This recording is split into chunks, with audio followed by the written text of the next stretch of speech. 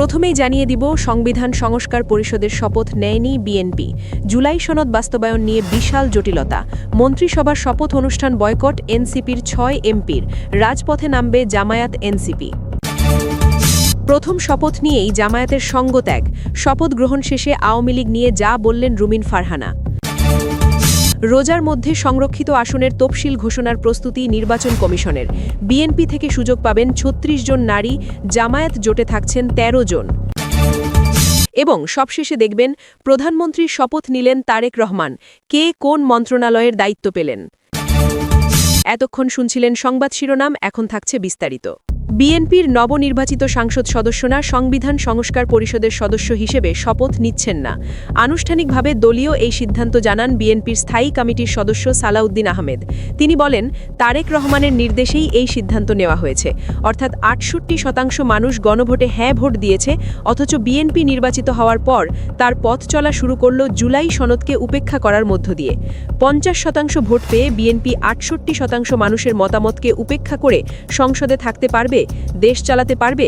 আজ সকালে সংসদ ভবনে এমন একটি নাটক মঞ্চস্থ হল যা পুরো জাতির সাথে রীতিমতো মশকরা করার শামিল।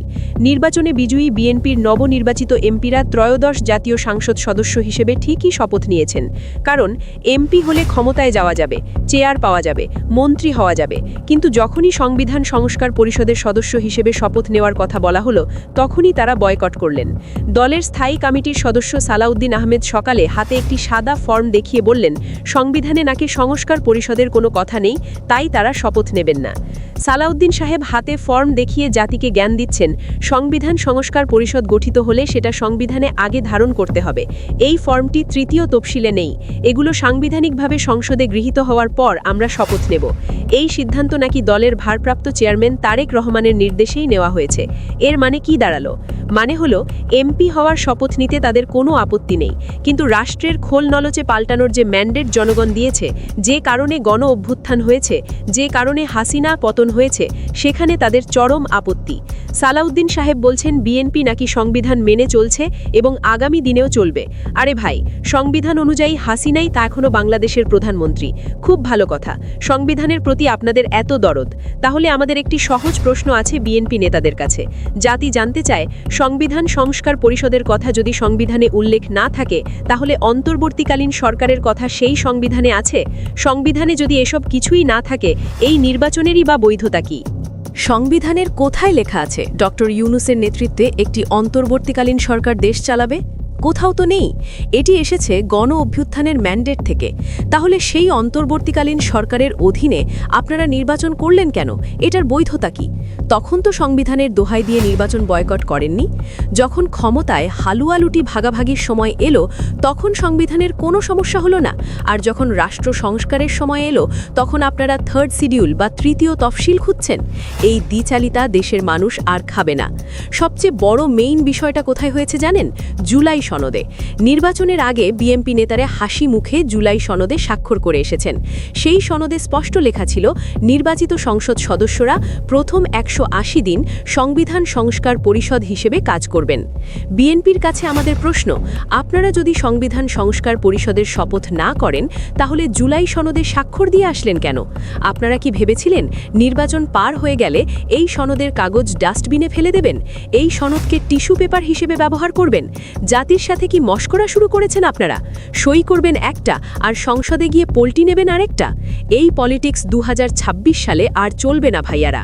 দেশের মানুষ গণভোটে বিপুল ব্যবধানে হ্যাঁ ভোট দিয়ে রাষ্ট্র সংস্কারের পক্ষে ন্যায় দিয়েছে। ৬৮% ভোট তারা গণভোটের পক্ষে দিয়েছে, আর আপনাদের ভোট হচ্ছে ৫০%। জনগণ ক্লিয়ার মেসেজ দিয়েছে, তারা নতুন শাসন ব্যবস্থা চায়, তারা দ্বিকক্ষ বিশিষ্ট সংসদ চায়, তারা সংস্কার চায়। কিন্তু বিএনপি কি করল? তারা জনরায়কে পুরোপুরি উপেক্ষা করে সংস্কার পরিষদের সদস্য হিসেবে শপথ নিল না। তারেক রহমানের একটি নির্দেশ কি ১৮ কোটি মানুষের গণভোটের রায় চায়ের চেয়েও বড় হয়ে গেল? বিএনপি এই সিদ্ধান্তের মধ্য দিয়ে নিজেদের সংস্কার বিরোধী অবস্থান একদম দিনের আলোর মতো পরিষ্কার করে দিয়েছে। তারা প্রমাণ করেছে তারা জনগণের ম্যান্ডেটের চেয়ে নিজেদের দলীয় এজেন্ডাকে বেশি গুরুত্ব দিচ্ছে। এখন আসুন আসল কথায়, বিএনপি কেন এই সংস্কার চাচ্ছে না? তাদের সংবিধান প্রেমের পেছনে আসল কারণটা কি? আসল কারণ হল বিএনপির এমন সিদ্ধান্তের মাধ্যমে দেশে বিদ্যমান ফ্যাসিবাদী কাঠামো অটুট রাখার সুপ্ত বাসনার বহিঃপ্রকাশ ঘটেছে। বিএনপি চায় না সংসদের উচ্চ কক্ষে মোট প্রাপ্ত ভোটের অনুপাতে জামায়াত 40টা সিট পাক। বিএনপি ভালো করেই জানে, যদি সংস্কার পরিষদ কাজ শুরু করে, যদি সংবিধানের 70 অনুচ্ছেদ সংশোধন হয়ে যায়, যদি ক্ষমতার বিকেন্দ্রীকরণ হয়ে যায়, তাহলে প্রধানমন্ত্রী আর সর্বেসর্বা বা ডিক্টেটর হতে পারবেন না। বিএনপি চায় হাসিনা যে কাঠামো তৈরি করে দিয়ে গেছে, ঠিক সেই কাঠামোতেই তারা দেশ চালাবে। তারা চায় নতুন মোড়কে নতুন আওয়ামী লীগ হতে, আর এই কারণেই তারা সংস্কারের বুকে ছুরি চালিয়েছে। সালাউদ্দিন সাহেব যে সাদা ফর্ম দেখালেন, সেটা আইনিভাবে কতটা যৌক্তিক? তিনি বলছেন আগে সংসদে এটা পাশ হতে হবে, তারপর তারা সংবিধান সংস্কারের শপথ নেবেন। আরে ভাই, আপনাদের তো ওই সংস্কার পরিষদে বসে ওই আইনটাই পাশ করার কথা। আপনারা যদি শপথই না নেন, তাহলে সংস্কারের ড্রাফট তৈরি করবে কে? এটি হলো ঘোড়ার আগে গাড়ি জুড়ে দেওয়ার মতো একটা ঘোড়া জাল। ডিপ স্টেট এবং কিছু সুবিধাভোগী আমলার বুদ্ধিতে বিএনপি এই আইনি প্যাচ খেলছে, যা সাধারণ মানুষ ঠিকই বুঝে ফেলেছে। বিএনপি বয়কট করল, কিন্তু বিরোধী দলগুলো কি করছে? জামায়াতে ইসলামী এবং একাদশ দলীয় জোটের অন্যান্য শরিকরা কিন্তু জুলাই সনদের প্রতি সম্মান দেখিয়েছে। তারা সংস্কারের পথেই হাঁটছে। এর ফলে দেশে এখন একটি ক্লিয়ার পোলারাইজেশন বা মেরুকরণ হয়ে গেল।